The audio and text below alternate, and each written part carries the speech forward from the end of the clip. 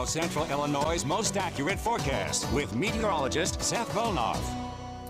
Well, you can certainly feel some of that cooler air after that second cold front has moved on through. It has officially passed, as you can see here on our little surface map. Plenty of cloud cover still on the backside of it. Maybe just a couple of showers down there around the I-70 region, but it doesn't look like that's really going to do too much other than maybe make the sidewalk just a little wet there for a very brief period of time. So continuing to keep things dry, but those temperatures certainly feel a lot better. And you can see the multiple colors here on the map that kind of outline where that front is. Still got some of those 70s down in southern Illinois, southern Indiana. But right here in central Illinois, we are comfortably in those mid to upper 60s. Dew points also, they already weren't too bad when that front had yet to come on through, but now we've dropped all the way down there into the mid 40s, so that air feels very comfortable, and that reinforcing northwest wind anywhere between 10 and 15 miles an hour certainly gives the air a little bit of that fall feel to it. And through the night tonight, we're going to continue to drop those temperatures. Again, can't rule out a stray sprinkle, but for the most part, doesn't look like we're going to get anything in the way of rain. 47 though for your nighttime low temperature,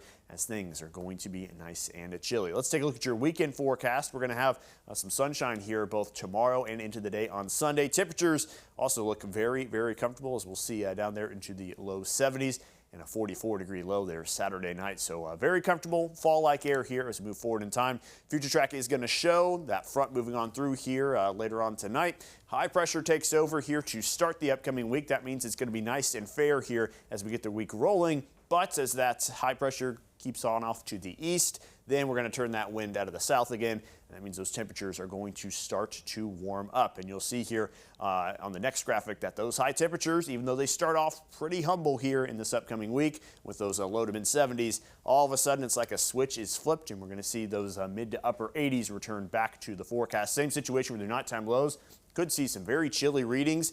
Not completely out of the realm of possibility that someone Monday morning wakes up into the upper 30s, but it's looking more likely that we're going to stay there into the low 40s, but even those temperatures are going to come up a bit as well. Could be talking about lows near the 60-degree mark as we move deeper into September. Here's the bad thing with all that. Yes, the nice cool temperatures feel good for now, but when that high pressure moves off to the east, it's going to keep things so quiet around here. Look at the next 7 days worth of rain chances. We have a couple of 10% chances, and that's pretty much it. And this is a really crazy graphic here. The data is loading, but when it loads in, it's not going to show a whole lot of color because we're right here in one part of the country that just is not expecting any rain at all over the next 7 days. Usually you've got some light green here across central Illinois.